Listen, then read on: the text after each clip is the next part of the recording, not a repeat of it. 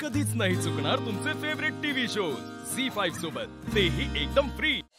सीता, काळजी सांगतायत तसं शिवाला आशूला ओवाळू दे आता। हाय अहो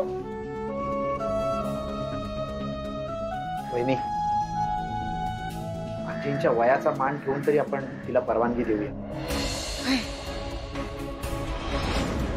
सीताई, एक बाई म्हणून आपल्याला हे समजून घ्यायलाच हवं ना गं। आणि तू माझी बहीण आहे, तू माझ्या बरोबर प्रत्येक ठिकाणी उभी राहतेस ना, मग तसं शिवालाही करू देत ना। आणि आता शिवा म्हणते ना की ती लग्न मंडपात येणार नाही, लांबून लग्न बघेल, तू काय हरकत आहे का आता तिला ओवाळायला दिला?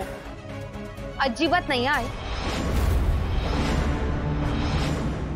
हे बघ, तू ठरवलेल्या गोष्टी यांनी मोडल्या, ते तुझ्या डोळ्यासमोर। आणि ही मुलगी इथे नको असताना ही कशी येऊ शकते इथे?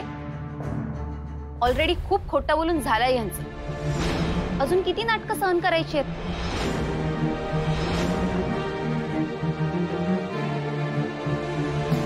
नाही, मागच्या वेळी खरंच आमचं चुकलं होतं। मी तुमची सगळ्यांची माफी मागते, मला खरंच माफ करा।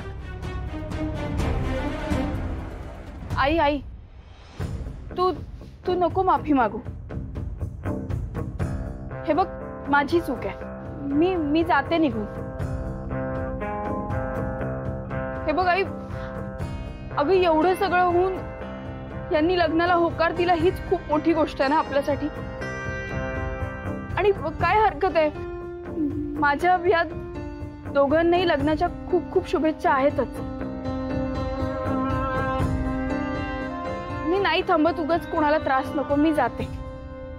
शिवा, आजी, आता रडायचं नाही प्लीज।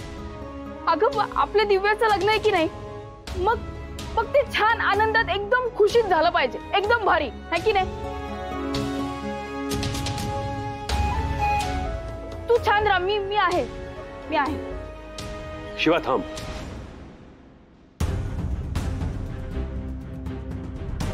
तू जाऊ नकोस।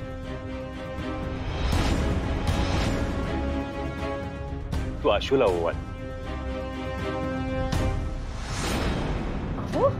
सीता, अगं असं काय करतेस?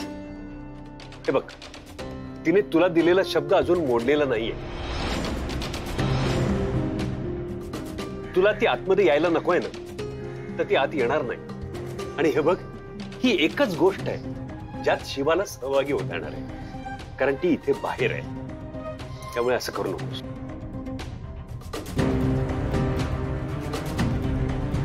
ठीक आहे, तुम्हाला सगळं स्वतःच्याच मनासारखं करायचं असेल, काही ऐकायचंच नसेल माझं, तर तयार आहे मी।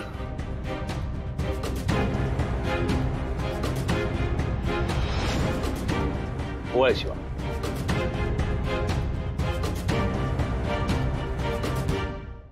झी5 ॲप डाउनलोड करा आणि पहा सर्व एपिसोड्स एकदम फ्री।